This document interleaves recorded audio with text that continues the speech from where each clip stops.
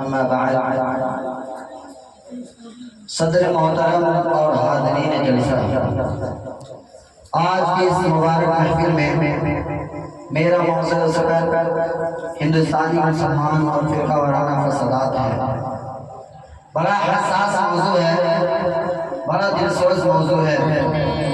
बिरादरान मिल्लत, आज फ़िरका वाराना फसादात हिंदुस्तानी तहजीब का एक हिस्सा बन चुका है।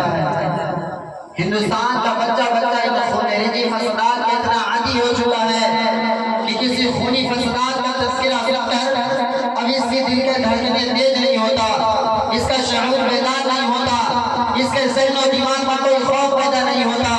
ये फसादात हिंदुस्तान के खुलदार मुसलमान और उनकी खिदमत का सिला है, जो खिदमत तहरीक आज़ादी मुसलमानों ने अंजाम दी है, जो खिदमत शहादत मौलिया और खालिद दाऊद के ख़ानदान गुलामान ख़ानदान ने तहरीक ने अंजाम दी है।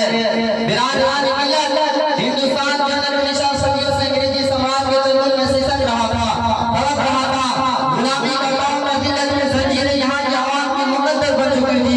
जुल्म मजबूरियत मेरे जुल्म का बाजार हक गर्म था, लेकिन किसी में इतनी जुर्रत न थी कि अंग्रेजों के खिलाफ जंग की बगावत बुलंद करता या हुर्रियत आज़ादी का नारा बुलंद करता।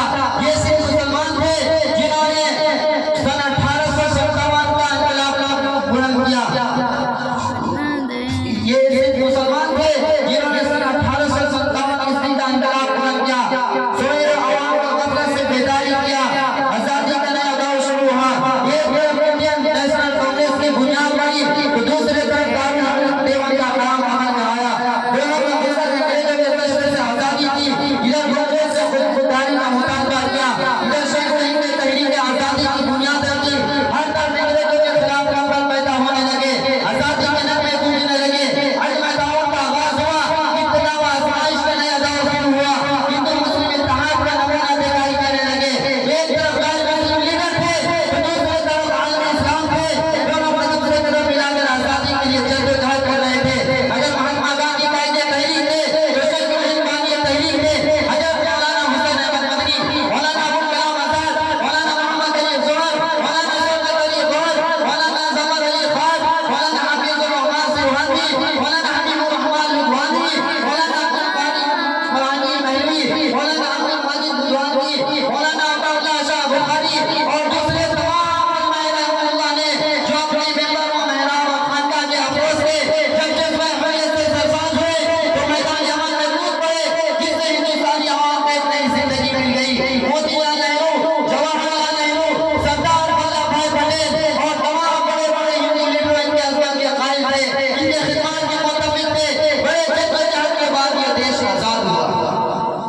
15 अगस्त 1947 ईस्वी को आजादी का नया सूरज शुरू हुआ। उम्मीद थी कि अमन और सुकून, मोहब्बत और मसावत का नया दौर खुलेगा। उम्मीद थी कि अमन और सुकून, मोहब्बत और मसावत का नया दौर खुलेगा, हिंदू मुस्लिम इत्तेहाद का नया दौर खुलेगा, तामीर व तरक्की, खुशहाली व अमदानी बलाली का आगाज होगा। लेकिन आज इसे मालूम नहीं कि हमारे अल्लाह हमारी जान ने जिस दिन के लिए अपनी कीमती जान वतन पर कुर्बान की थी और जेल के सौदे की बर्दाश्त की थी, इसका फल मुसलसल फसादात के शक्ल में जाहिर होगा, नफरत और तासुब के सूरत में जाहिर होगा। मुसलमानों पर तौबा तफन के धाने खोले जाएंगे, मुसलमानों की इज्जत व आबरूज का सौदा किया जाएगा, इनकी औरतों को बेवा और बच्चों में यतीम कर दिया जाएगा, मुस्लिम बस्तियों को जलाकर खाक कर दिया जाएगा, इन्हीं वतन परस्तों को वतन में दोस्ती का सबूत माना जाएगा।